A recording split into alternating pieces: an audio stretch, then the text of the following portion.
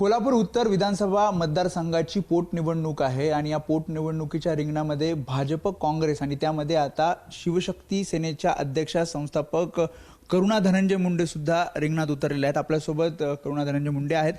मला सांगा, कोल्हापूरमधनं ही पोटनिवडणूक का लढवायची, म्हणजे काय ठरवलं? तुम्ही तिथे गेला होता, त्यानंतर आता तुम्ही स्वतःच ते निवडणूक लढवतात। नमस्ते, मैं करुणा धनंजय मुंडे। मेरा लड़ने का कुछ विचार नहीं था, पर जब मैं एक महीने पहले प्रेस कॉन्फ्रेंस लेकर आई तो मुझे काफ़ी सारे कैंडिडेट भी वहाँ पे मिले, उम्मीदवार लोग मिले। पर आज सभी लोगों का और मेरी जो टीम है पूरी, उन लोगों का कहना यह है कि ताई आप खड़े रहिए इलेक्शन में, जिससे कि आज आपके पूरे 13 करोड़ जनता में इतने पक्ष हैं, 5-5, 6-6, 10-10 पक्ष हैं, 13 करोड़ जनता है।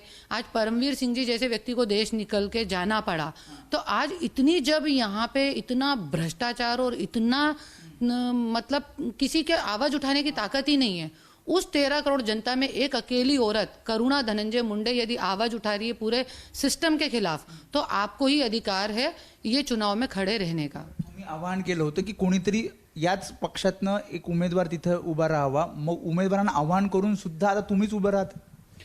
मैंने आह्वान किया था और मुझे वहां से उम्मीदवार काफी अच्छे अच्छे सामने भी आए, पर उन लोगों का खुद का ये कहना है कि ताई आप ही खड़े रहिए, क्योंकि आज वो लोग जैसे हैं और मेरी जो पक्ष है और जो मेरी विचारधारा है वो में एक सस्पेंस है, जो मेरे पक्ष की सबसे बड़ी विचारधारा जिस पे महाराष्ट्र की पूरी राजनीति हिलने वाली है, वो सस्पेंस में आपको पर्चा भरते टाइम ही खोलने वाली हूँ।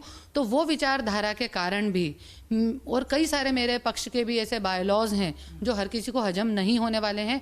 मतलब केजरीवाल जी से भी ऊपर उठ के मैं एक नई दिशा महाराष्ट्र को देने वाली हूँ, जिसके कारण लोग बोल रहे हैं कि नहीं ताई आप ही खड़े रहिए। तो ये लोगों का कहना है, मेरा नहीं। 2024च्या निवडणूक जी होणार आहे ती तुम्ही परळी मतदारसंघातून निवडणार अशी पण चर्चा होती, मग आता ऐनवेळी कोल्हापूर का आता अजून ठरलेलंच आहे की परळीतनं लढवायची?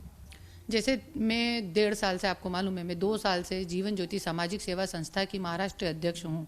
ग्राउंड लेवल पे हॉस्पिटल के बाथरूम धुलवाने से लेके मैंने चेंबर तक साफ करवाए हैं। तो मैंने ये देखा समाज सेवा करते करते, और आज सारे समाज सेवियों को मालूम है इतनी 2500 संस्थाएं हमारे महाराष्ट्र में, बिना पावर के समाज सेवा नहीं हो सकती। और समाज सेवा का दूसरा रूप है राजकारण। यदि मेरे पास पावर होगा तो मैं राजकारण, समाज सेवा, यदि मेरे पास पावर होगी तो मैं समाज सेवा अच्छे से कर पाऊंगी। और आज जैसा कि आप देख रहे हैं महाराष्ट्र राज्य की हालत, ये मेरी आवाज नहीं, मैं 13 करोड़ जनता की आवाज सिर्फ बोलतोय। मी तेच बोलतोय, कोल्हापूरची तर निवडणूक लढवणार, पण परळीचं ठाम आहे, परळीत पण लढवणार। वो अभी मैं वही क्लियर कर रही हूँ आपको, अभी जो है वो 13 करोड़ जनता की आवाज, सिर्फ कोल्हापुर की जनता की नहीं, 13 करोड़ जनता की, मासूम गरीब जो बेसहारा हो गए हैं आज, उन लोगों की आवाज मुझे विधान भवन में ले जाना है और विधान भवन में गुंजवाना है।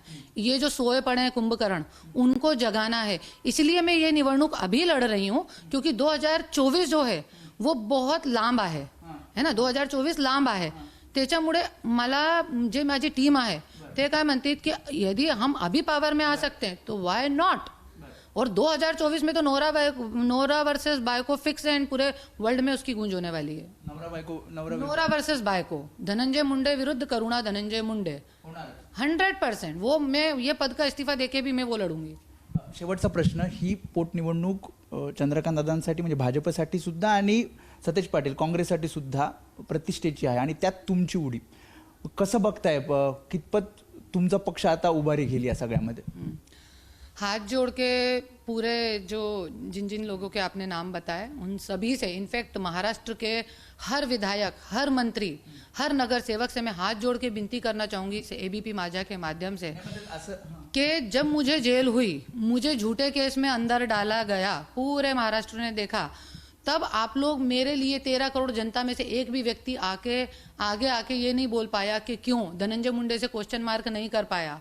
25 साल से उसने अपनी पत्नी को छुपा के रखा, बच्चे पैदा करे और कोई पूछ नहीं पाया। तो मैं आज एक बात बोलूंगी, भगवान ठीक है, भगवान ने आपको माफ कर दिया, मैंने भी आपको माफ कर दिया, किसी ने आवाज नहीं उठाई, पर मैं बोलती हूँ नियति ने आपको, भगवान ने आपको एक और मौका दिया है। जिन नेताओं के आपने नाम बताए, मैं उनसे हाथ जोड़ के यही विनती करूंगी कि उनको भगवान ने एक मौका दिया है वापिस से, कि एक बेसहारा औरत के ऊपर जो अन्याय हुआ है उसको पाठिंबा दे काँग्रेस तर म्हणते बिनविरोध लढवण्यासाठी प्रयत्न करते कारण तिथली सीट होती. बिन विरोध कांग्रेस मुझे कर देना, क्योंकि मेरे साथ गलत हुआ है, मेरे साथ अत्याचार हुआ है. तो कांग्रेस असं भी, म्हणे की काँग्रेसने तुम्हाला सपोर्ट करा. हाँ, कांग्रेस, बीजेपी, एनसीपी, क्योंकि जब 4 पक्ष मिलकर कांग्रेस को सपोर्ट कर सकते हैं तो एक औरत जिसके खिलाफ कोई आवाज नहीं उठा पाया जब उसके ऊपर झूठा केस हुआ, तो क्या हो गया? वो मेरा पति मंत्री है, तो मैं भी कोई साधारण नहीं हूं, प्रजातंत्र है हमारे देश में. तो मैं सब नेताओं से यही प्रार्थना करूंगी, आपने तब आवाज नहीं उठाई तो आज आपको भगवान ने एक संधि दी है, मुझे मौका दें और मुझे बिन विरोध जिता के दें. त्यामुळे जसं करुणा मुंडे म्हणतात की आम्ही सुद्धा आता रिंगणात उतरणार आहोत. त्यामुळे भाजप, काँग्रेस आणि आता करुणा मुंडेंचा हा पक्ष नेमकं काय होतं हे तर निवडणुकीच्या निकालानंतरच कळेल. कॅमेरामॅन अजित कदम समी वेदांत नेब, एबीपी माझा, मुंबई. एबीपी माझा, उघडा डोळे बघा नीट.